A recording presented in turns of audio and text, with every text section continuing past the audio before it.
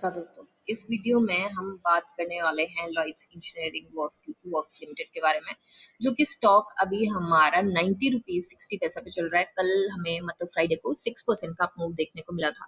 Market cap भी 13,000 करोड़ से ऊपर की हो चुकी है। अभी के लिए अगर देखें तो स्टॉक जो है हमारा यहाँ पे 50 एंड 200 दोनों डीएमए से ऊपर है। एंड यहाँ पे अगर देखा जाए तो 1 2 3 यहाँ पे 3 इसने अपने हाई जो एक रेंज में है वहां पे तीसरी बार ये अपना रेजिस्टेंस को टेस्ट कर रहा है। सो लेट्स सी कि ये यहाँ से बाहर निकलेगा कि नहीं, थोड़ा सा एनालाइज करेंगे टेक्निकली।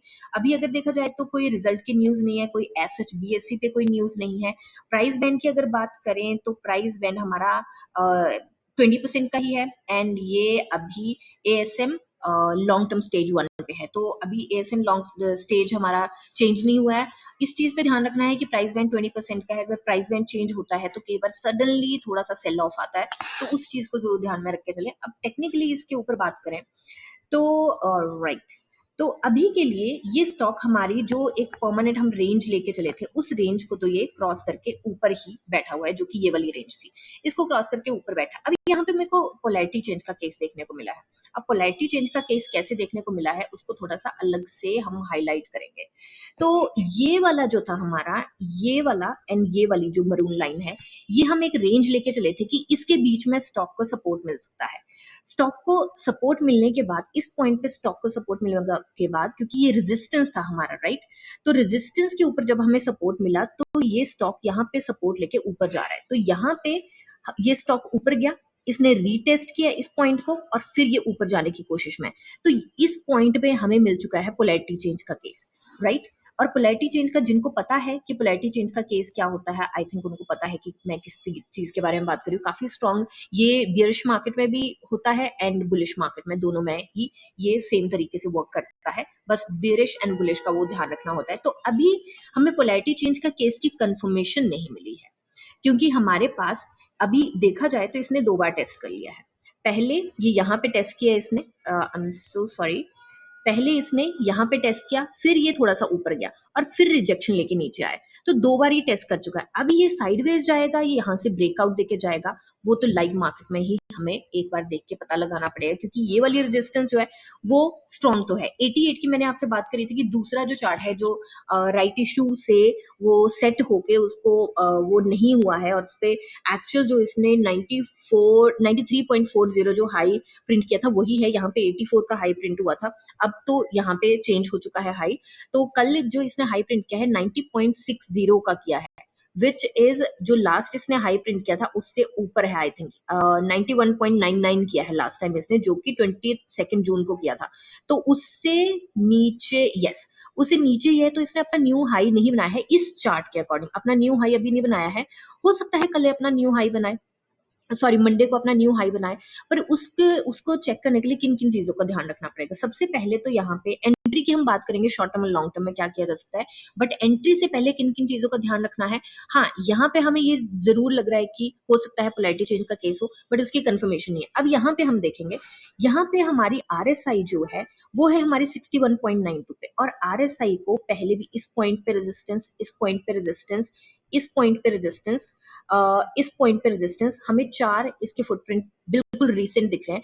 यहाँ पे आरएसआई को रेजिस्टेंस आती है, और मैंने ये पहले भी बात करी है कि जैसे स्टॉक की प्राइस की रेजिस्टेंस होती है, वैसे ही आरएसआई की रेजिस्टेंस पे भी ध्यान रखना है। बहुत काम की चीज है ये आरएसआई के ट्रेंड लाइन, आरएसआई के रेजिस्टेंस, ये बहुत काम की चीज है, क्योंकि यहीं से हिडन डाइवर्जन भी आपको पता चलती है कि कोई डाइवर्जन मिल रही है आपको या नहीं मिल रही है। ठीक है, तो अभी आरएसआई के रेजिस्टेंस, पहले तो हमें ये कंफर्मेशन लेनी पड़ेगी कि आरएसआई के रेजिस्टेंस ब्रेक करके ऊपर सस्टेन करता है नहीं करता है।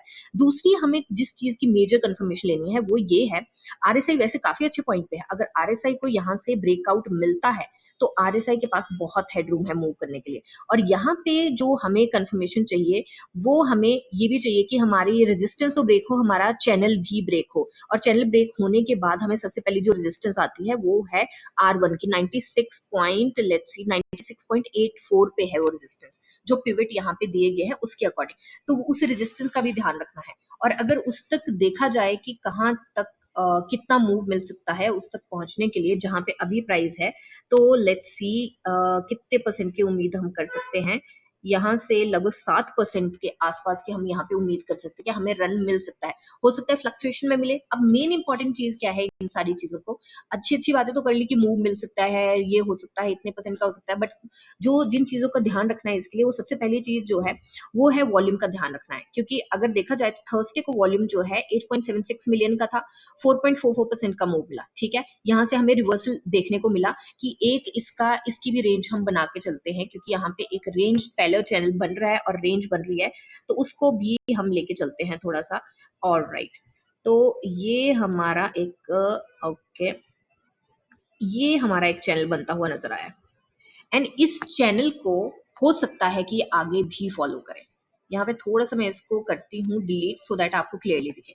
तो ये वाला हमारा चैनल है और ये यहाँ पे बनता हुआ नजर आए, इसी रेंज में ये कर रहा है। और अगेन अगर देखा जाए तो ये बिल्कुल इसके जो है वो एज के आसपास पहुंच चुका है, यहाँ पे पहुंच चुका है, और यहाँ से रिवर्सल ले रहा है और यहाँ की रेजिस्टेंस ले रहा है। तो इस चीज का ध्यान रखना है, जब तक ये ब्रेक नहीं होगा। अब ब्रेक का भी कैसे देखना है, कुछ सेंटीमेंट पे ब्रेक आ रहा है, कोई फेक ब्रेकआउट तो नहीं मिल रहा है, हमें सही ब्रेकआउट मिल रहा है, नहीं मिल रहा है, वॉल्यूम उसको कंफर्म कर रही है, नहीं कर रही है। तो फ्रेश एंट्री के हिसाब से देखा जाए तो सबसे पहले आपने वॉल्यूम का ध्यान रखना है और ऊपर से रिस्क रिवॉर्ड रेशियो का ध्यान रखना है। अगर आपने ऑलरेडी एंट्री बनाई है तो ट्रेलिंग स्टॉप लॉस अपना जरूर लेके चलना है, उसके बिना नहीं चलना है, क्योंकि यहाँ से पुल बैक यहाँ पे मिलने के भी चांसेस हैं। तो उस चीज का ध्यान रखें। और जो अभी तक डेटा अवेलेबल है मेरे पास, उसके अकॉर्डिंग ये एनालिसिस है। एक बार हम वीकली चार्ट पे चलते हैं, देखते हैं इसकी आरएसआई। वीकली चार्ट पे अगर हम चले तो हमारी जो ये कैंडल बनी है इस वीक की, उसने अपनी पुरानी 2 कैंडल्स को इनगल्फ कर लिया है। तो इसका मतलब ये है कि कैंडल तो ये हमारी स्ट्रांग बनी है।